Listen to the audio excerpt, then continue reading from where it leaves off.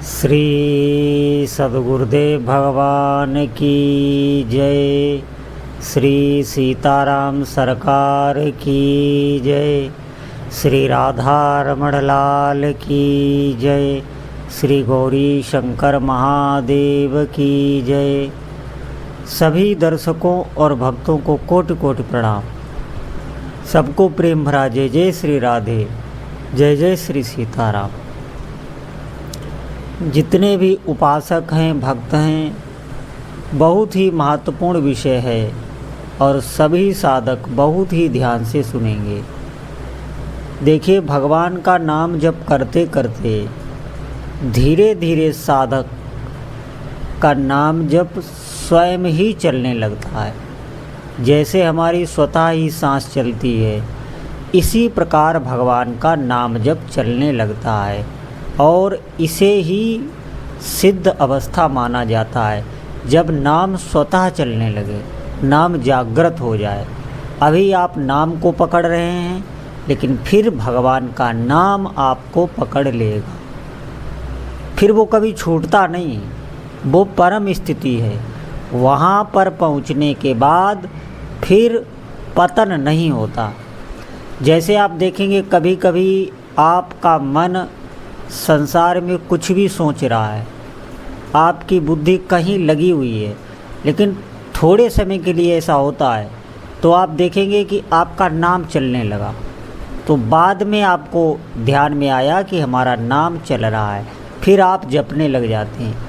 ऐसा हर बार नहीं होगा, कभी कभी होगा। ये प्रमाण है कि अभी ये थोड़ा ही समय चल रहा है, लेकिन जैसे ही हमारा अभ्यास दृढ़ होगा, संस्कार उसका पड़ेगा, एकाग्रता बढ़ेगी, तो इसकी समय सीमा भी बढ़ेगी। धीरे धीरे ये 24 घंटे चलता रहेगा।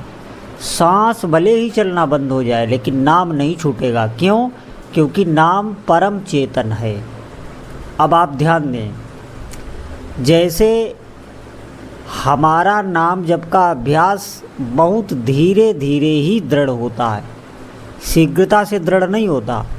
उसके पीछे कारण है कि जैसे हमने अभी नाम जप आरंभ किया, तो अभी तो हम यहीं बैठे हैं नाम जप के साथ, लेकिन थोड़े ही समय में मन आपका निकल जाएगा, आपको पता भी नहीं चलेगा, और वो विषय का चिंतन या कोई कार्य का चिंतन, कुछ ना कुछ क्रिया करेगा।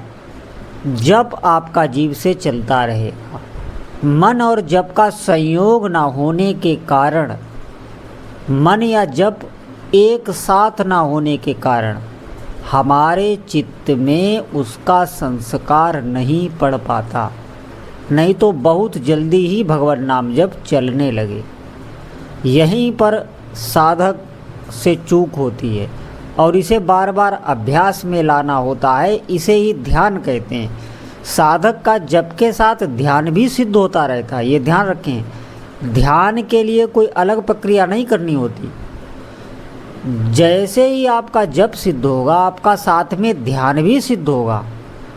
ये बहुत सूक्ष्म बात है, क्योंकि बार बार उसे अपने मन को जप में लगाना होता है। ये बार बार जो अभ्यास है, बार बार वैराग्य है, इसे ही ध्यान कहते हैं। वैराग्य का मतलब है बार बार मन को खींचकर फिर जप में लगाना।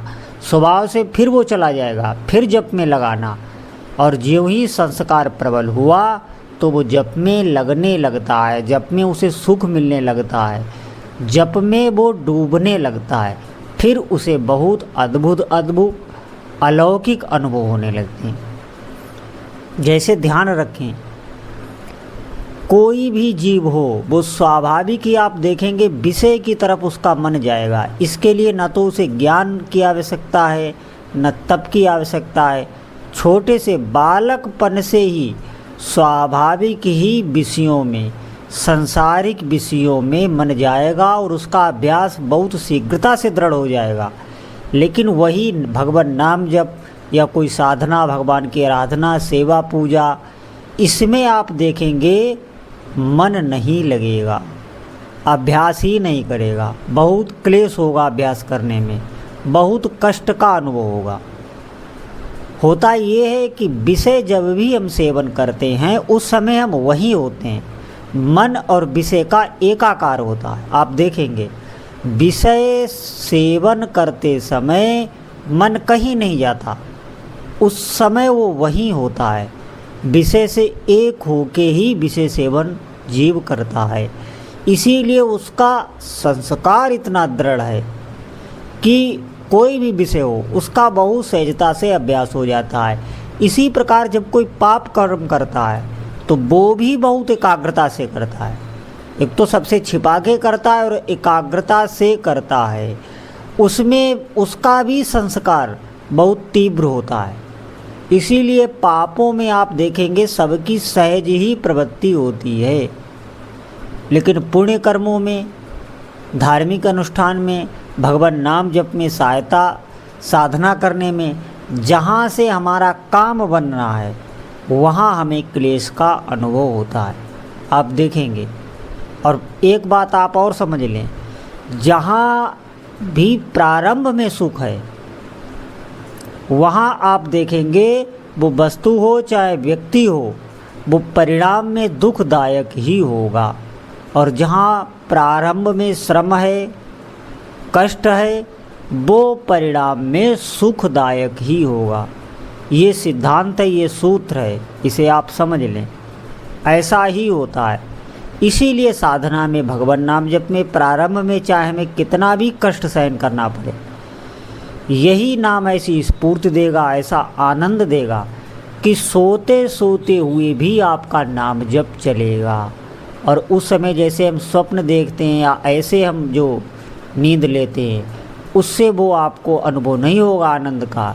जब भगवान नाम जप आपका चलेगा तो आप दूसरे दिन भी पूरा दिन आप उत्साह में रहेंगे, और दूसरे दिन भी आपका बहुत अच्छा भगवान नाम जप चलेगा और सदा ही भगवत चिंतन होगा।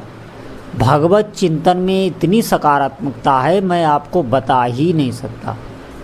हर जगह आपको बहुत आनंद का अनुभव होगा, बिल्कुल हृदय शांत होगा। ये स्थिति कहीं नहीं जाती है। क्यों? क्योंकि इनको सुनने से आपने अनुभव नहीं किया तो आपको कुछ भी पता नहीं चलेगा, आपको हो सकता है अश्रद्धा हो जाए।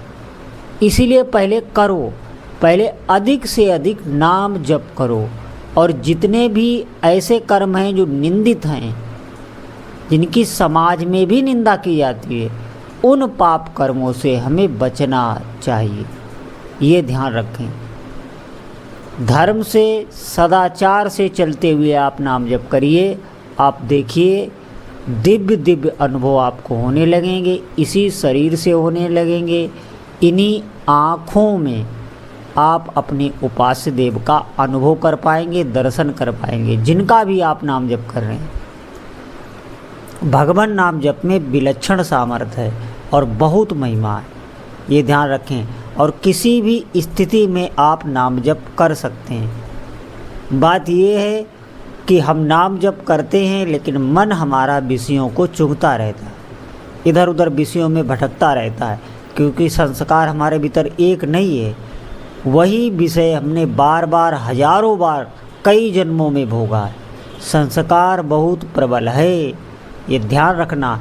इसीलिए हमारे ना चाहते हुए भी ये मन नाम में ना लगकर विषयों में लगा रहता है, और इसीलिए नाम का सुख साधक को नहीं मिल पाता। फिर वो निराश होने लगता है, हताश होने लगता है, उसे ऐसा लगता है कि अब हमें साधना छोड़ ही देनी चाहिए, साधना से कुछ नहीं होता। निश्चित मानिए ये बुद्धि आपको उल्टी चाल सिखा रही है। आप नाम जप करते रहिए। नाम जप में अगर आपका मन नहीं भी लगता है तो भी नाम जप का फल मिलता है। निश्चित मानिए जो आप चाहोगे वो मनोकामना पूर्ण करने में भगवान का नाम जप समर्थ है। तो जितने भी साधक हैं वो आज से ही अधिक से अधिक भगवान नाम जप करें। बोलो जय जय श्री सीताराम।